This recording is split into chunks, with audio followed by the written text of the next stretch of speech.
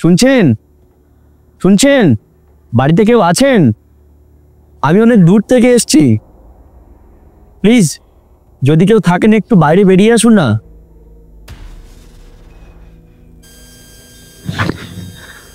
আপনি? এই বাড়িটা আমারই, পাশে গিয়েছিলাম। বলুন কাকে চান? কিন্তু চারিদিকে যে এত ইলেকট্রিকের আলো জ্বলছে, কিন্তু আপনার হাতে মোমবাতি। ইলেকট্রিকের বিল জমা দিতে না পারায় কারেন্ট কেটে দিয়ে গেছে আমাদের। ওসব কথা বাদ দিন, আপনি কাকে চান সেটা বলুন। আমি এখানে কামারপুকুর জয়রামবাটিতে বেড়াতে এসেছিলাম। ফেরার পথে গাড়িটা খারাপ হয়ে গেল। আপনার বাড়িটা লক্ষ্য করলাম, তাই এলাম। যদি আজকে রাতটা একটু থাকতে দিতেন আর কি। বাড়িতে বাবা মা দাদা যদি কেউ থাকে ওনাদেরকে ডাকুন, আমি ওনাদের সাথেই কথা বলে দেখছি। দাদা কাজের সূত্রে বাইরে থাকে, মা বাবা আজ বাড়ি নেই, মামার বাড়ি গেছে। আমি বাড়িতে আজ একা। তবে আমার মা বাবা শিখিয়ে গেছে কেউ বিপদে পড়লে তাকে ফেরাতে নেই। তাই আজ আপনি আমার বাড়িতেই থাকবেন। আপনি একজন একা মেয়ে, সেখানে আমি। দেখুন, খুব বেশি কথা বলা আমি একদম পছন্দ করি না। বিপদে পড়েছেন, ঘরে চলুন, আমি আপনার জন্য খাবার রেডি করছি। ঠিক আছে, আপনি যখন বলছেন তাহলে চলুন।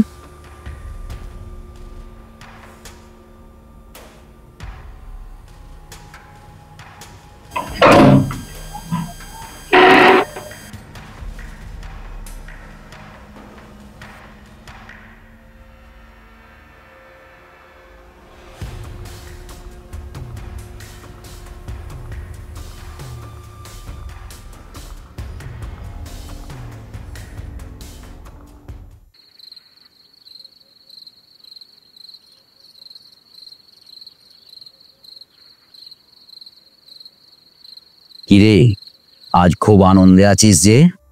তা আনন্দ হবে না বাবা? আজ যে অনেকদিন পর রক্তের সন্ধান পেয়েছি। সে তো দেখতেই পাচ্ছি, কিন্তু আমার দেওয়া কথাটা যেন মনে থাকে মা।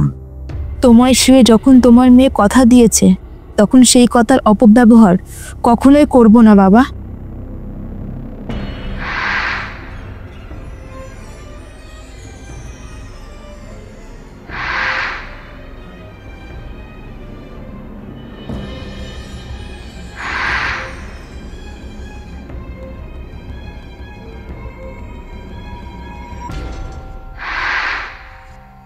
আমি কি তাহলে ভুল শুনলাম? এতক্ষণ একটা ছেলে আর একটা মেয়ে যেন কথা বলছিল, কিন্তু এখন তো দেখছি মেয়েটা একাই বসে বসে রান্না করছে। বাড়িটাতে আসার পর থেকে গাটা কেমন যেন ছমছম করছিল, আর মেয়েটার কথাগুলো কেমন কেমন যেন। না না, আমি সব কি ভাবছি, দূর, যাই এখন।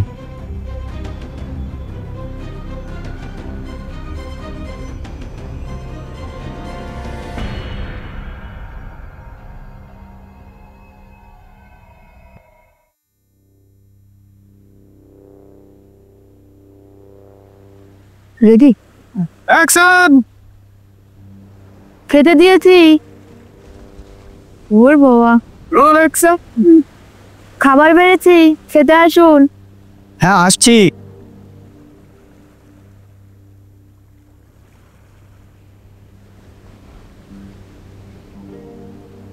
শুধু শুধুই আমার জন্য আপনাকে এতটা ব্যস্ত হতে হলো।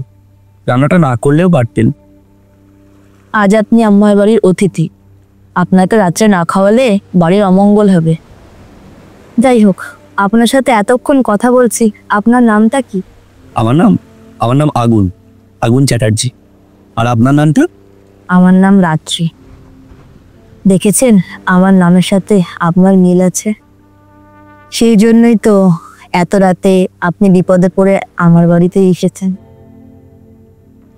বলছি, আপনারা তো আপনার খাবারটা বেরিয়ে নিয়ে আসতে পারতেন, একসাথে খেয়ে নিতাম।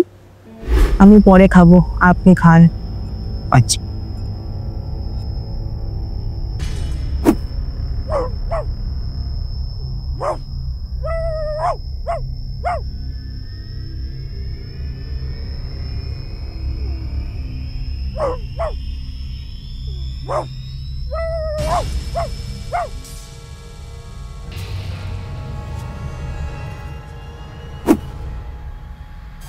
না কি হলো আপনার, এভাবে চিৎকার করছেন? না না, মানে যদি কিছু মনে না করেন, আপনাকে একটা কথা বলতে পারি? হ্যাঁ বলুন, কি বলবেন? আমি কি আপনার হাতে একটু হাত দিয়ে দেখতে পারি? কেন দেবেন না, এই নিন।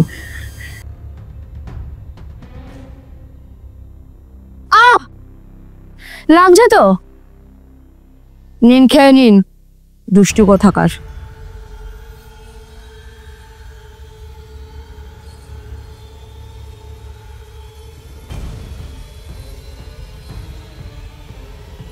দূর, আমি শুধু শুধু উল্টো পাল্টা ভাবছিলাম।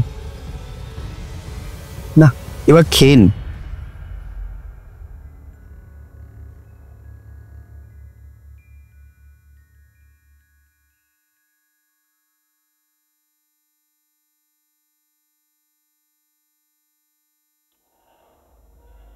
দেখুন, আপনি আমার বাড়ির অতিথি, তাই আপনাকে একা একটা ঘরে আমি থাকতে দিতে পারবো না। তাই আমি আপনার সাথে এই ঘরে, আপনার কোনো আপত্তি নেই তো? না না, আপত্তি থাকবে কেন? আপনি বিছানায় শুয়ে পড়ুন, আমি নিচে শুয়ে পড়ছি। এমা, ছি ছি, আপনি বিছানায় শুয়ে পড়ুন, আমি নিচে শুয়ে পড়ছি। দূর, তাই আবার হয় নাকি? আপনার বাড়ি, আপনি নিচে শোবেন, আমি উপরে শোবো, এটা ভালো দেখায় না। তাহলে আমি একটা কথা বলি, কিছু মনে করবেন না তো? না না, মনে করার কি আছে, আপনি বলুন। আপনার যদি আপত্তি না থাকে তাহলে আমরা দুজনা এই একই বিছানায় শুতে পারি। আজ এই রাতে, রাত্রি আর আগুন যখন একসাথে আছি, তখন একসাথে থাকাটাই তো ভালো, তাই না? আমার কোনো আপত্তি নেই, আপনি নির্ভাবনায় আমার পাশে শুতে পারেন।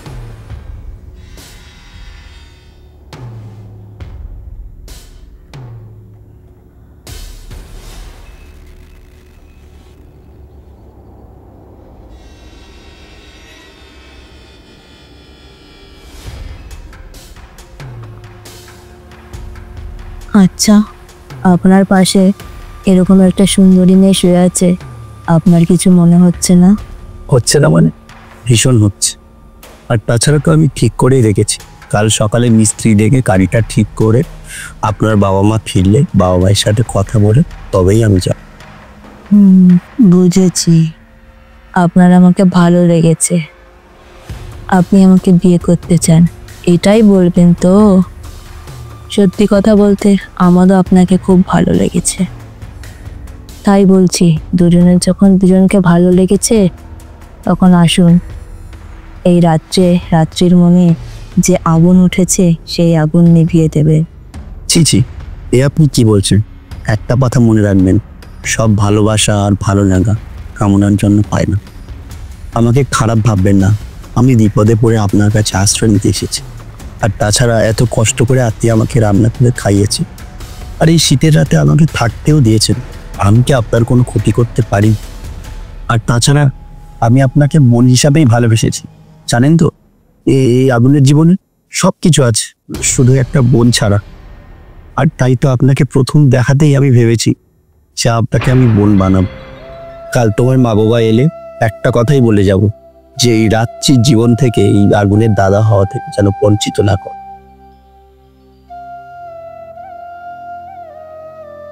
কাঁদিস না রে বোন, কাল সকালে আমি তোদের সব ইলেকট্রিক বিল জমা দিয়ে আলো জ্বালিয়ে দিয়ে তবেই যাব। আর দাদা হিসাবে সব বিপদে তোর পাশে থাকবো। নে, এই আমি তোর মাথায় হাত বুলিয়ে দিচ্ছি, তুই ঘুমিয়ে পড়।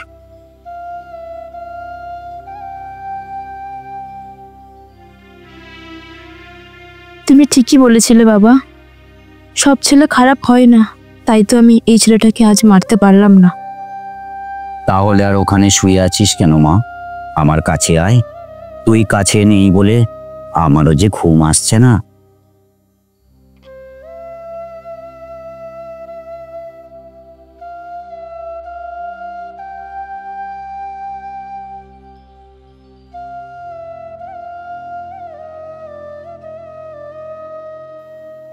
রাত্রি, রাত্রি, রাত্রি বোন কোথায় গেল? রাত্রি, রাত্রি। গল্পটা হয়তো একেবারেই অবাস্তব, কিন্তু এটা তো বাস্তব। যদি কেউ কারোর চরিত্র সঠিক রাখতে পারে তো মানুষ তো কোন ছাড়, ভূত প্রেত এমনকি ভগবানও তাকে মারতে ভয় পায়। গল্পের ঘটনার মধ্যে নিশ্চয়ই বুঝতে পেরেছেন যে ওই রাত্রি বা ওর বাবা কেউই বেঁচে নেই। শুধু বুঝতে পারলেন না যে তারা কেন মারা গেলেন। যদি সত্যি বুঝতে চান বা দেখতে চান তাহলে কমেন্ট বক্সে লিখে জানান, অবশ্যই আমরা আপনাকে এই গল্পের পার্ট 2 দেখাবো।